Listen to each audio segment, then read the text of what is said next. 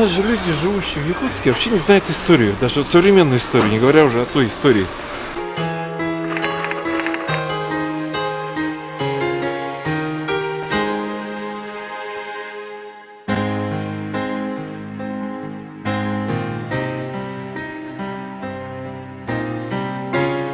Работал я у Журбина в бригаде, мы сделали, опять же, единственное в Якутии, у нас была комплексная бригада, то есть мы делали все виды работ. И сваи ставили, и стены делали, и отделочники были. Бригада была 125 человек. По методу Травкина Николая Ильича мы работали. И меня избрали председателем всей этой бригады. Но я был уже опытный товарищ, мне было целых 25 лет. Задача была, как каменщика, пришел, когда сюда надо искать. То есть наша бригада занималась, всем. Конкретно наше звено строило это же депо. Сколько каменщиков не было, я и у меня там подсобника было, вот эти кирпичики все я и клал. Большая площадь. Трын, с рулеточкой. Ты рисуешь, так. Через 2 дня верхом на квартиру, сделанная твоими руками практически. Мы тогда кирпичом работали и такой гипсолит был. То есть 80 миллиметров с толщиной и 80 на 40 те размеры, белые такие плиты.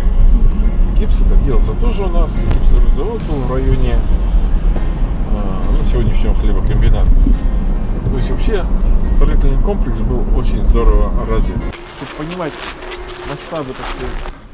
10 тысяч свай стоит под этим зданием. От 12 до 18 метров. То есть мы видим тут буквально надводную часть, да? Надводную часть, да. Когда мы уже половина почти была свай поставлена, уже ставились колонны, стены, и вот там, где оказался непроработанный геологами криопек. То есть ребята наши сверлят дырку, опускают свай, она куда-то делась. Что делать? И вот тогда, кстати, начали сначала ставить 18-метровую, то есть 12-метровую свай, к ней приварили еще кусок, вот это все опускали, где-то могли это, где грунты держали еще, а вот где это был криопек, пришлось это делать большой котлован, выбирать всю эту шнягу, по-русски говоря, делать мощную бетонную плиту, и уже в эту бетонную плиту ставили карандаши, как мы их называем, потом засыпали и вот дальше начали строить. То есть это, конечно, грандиозная стройка, но попробуем сейчас зайти вовнутрь, пройти по цеху. Здравствуйте. Здравствуйте. Вы что, с камерами идете?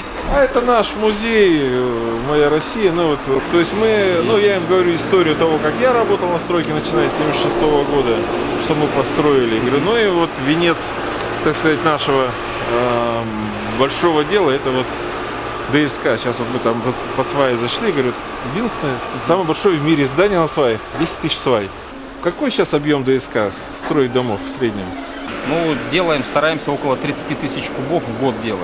Это, в принципе, половина от нашей мощности. У нас 70 вообще проектная мощность производства 1000 кубов в год. То есть мы не можем произвести здесь там самолеты и так далее. То есть мы можем только делать строительную индустрию. Останавливаться нельзя, это точно, да. Опасно для жизни. Но мы зайдем там, пройдем. Конечно. Все, давайте, до свидания. До свидания. Сейчас вы зайдете в сказку.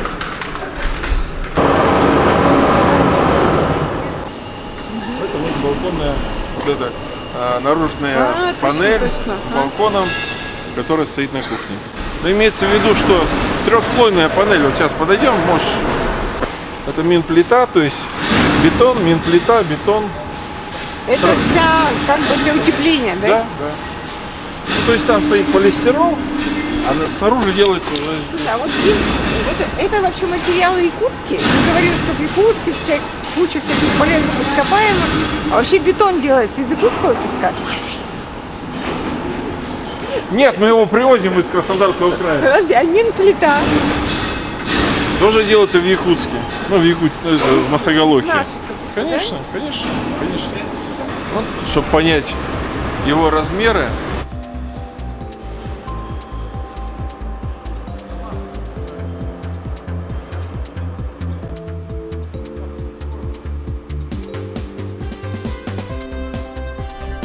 Там вот отдел качества, то есть проверяют всегда. ДСК это вот огромное такое помещение без каких-то...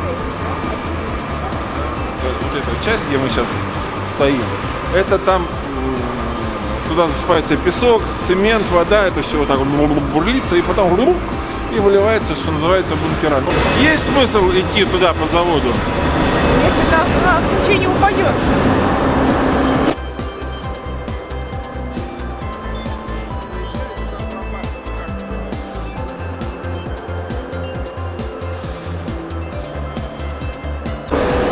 Делается, заливается, и потом там опять пропарочные камеры, все это Но это сушится. более мелкий. Ну да, внутрь.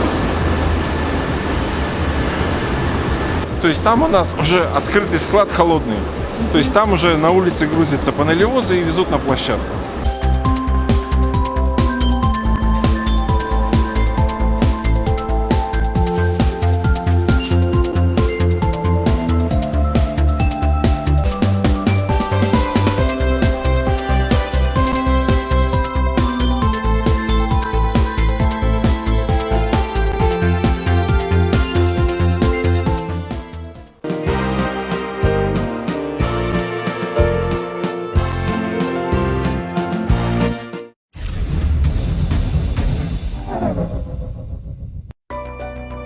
Якутия – родина российских алмазов.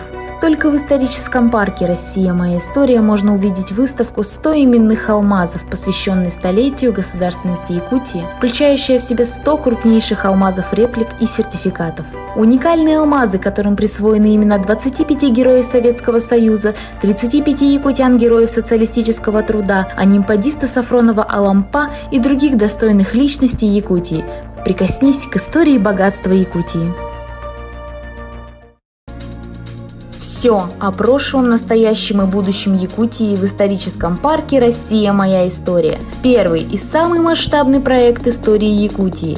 Последние 100 лет, начиная с конца 19 века до наших дней.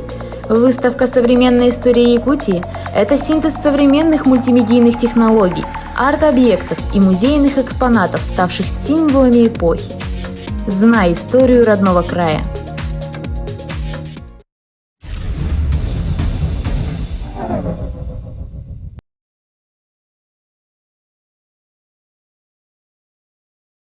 Я спрашиваю, что это такое? Люди 76-й год, вот эти дома. первое. Я говорю, что это такое? Дом. Начали, но год уже закончили. Строил это главкустрой. Кстати, здание мэрии, это вот первое семиэтажное здание, оно в 75 году построено, а в 76 году мы вот этот первый дом стали. И вот там вот этим билбордом закрыты цифры. 1976, это вот я со своим, я был подсобником, потому что мне было всего 16 лет, но тем не менее я был каменщиком, а мой наставник, он как раз эти циферки ложил, клал. Это был первый жилой дом, в котором был лифт. Естественно, все катались на этом лифте. Параллельно мы строили второй дом. И вот в 76 году до зимы мы выложили 5 этажей. Потом нам сказали, все, тормозите. Стену будем класть только летом, но в теплое время. И мы вот заканчивали уже в 77 году его. Третий, в том же 77 году. То есть мы строили где-то примерно 2-2,5 этажа в месяц. Да мы единственные, кто на вечной мерзлоте строит такие дома. Я понимаю, что на вечном, ну там хоть в Сибири такие дома уже строились. Нет, в Сибири, наверное, строились, но нигде же нет вечной мерзлоты и свай, кроме нас. Этот магазин тканей, это уже и вот, кафе «Катюша» назывался, это круглое, которое сейчас в Хачапуре. Это мы уже в 82 году строили. То есть это вот кирпичные, прямо вот так стояли и выкладывали по кирпичику? Объясни мне, как А дилетант. внутри еще вот такой толщины стена. 80 сантиметров. Сначала ставится эта стена. Нет, она все кладется. Сначала облицовка, вот эти вот пол кирпича называется. Так. А потом все остальное 80 сантиметров. Тоже кирпичами? Ну, или блоками, или кирпичами. Ну, а как? В одном кубе, сейчас помню, 360 кирпичей. Мне надо было, ну, то есть, когда я уже был каменщиком, 12-этажку ложили полностью из кирпича. Мне надо было в день положить, ну, хотя бы куба 3-4. Это значит 1000 кирпичей, да? Это минимум, да. Они снились потом? Не. А блоками мы там делали 12-15 кубометров. То есть там, ну, на самом деле профессия каменщика очень тяжелая. И такая она ну, будем говорить просто так, вот то, что а сейчас все люди- называют каменщиками, это не каменщики, это так. Это укладчики. Укладчики в полблока там какую-то фигню. А вот здесь вот, да, надо было систему перевязки и так далее, и так далее. Ну, в общем, так интересно. Мы же работали в минус 50, а нам останавливали краны. То есть краны уже не могли работать, а вы могли. Да. То есть у нас был внизу растворный узел, где грелся песок, вода. Это все смесь готовилась и подавалась на наверх такой тепленький раствор. И ты вот, пока это не замерзло, быстренько должен работать. Эдик-дик. А руки в чем были? Перчатки и верхонки, все. Больше ты одной рукой должен кирпич брать. То есть право у тебя кельма, в левый кирпич. Двумя руками кирпич брать нельзя. Ты не сделаешь норму. Да, кстати, тут вот эти очень некрасивые балконы. Ну, это вот такая стекловолокно ограждение. То есть оно металлическое ограждение, снаружи вот эти некрасивые. А по проекту на каждом балконе нарисована была такая большая ромашка, ну то есть они таким в шахматном порядке. Ну вот как-то То есть потом их закрыли или их не было.